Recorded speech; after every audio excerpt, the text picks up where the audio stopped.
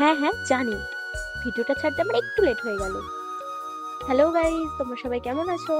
কাল আমাদের বাড়িতে ছিল রাস পূর্ণিমার পুজো, তো সকাল থেকেই সবাই ভীষণ ব্যস্ত কাজে। চলো তার কিছু মুহূর্ত তোমাদের সাথে শেয়ার করি।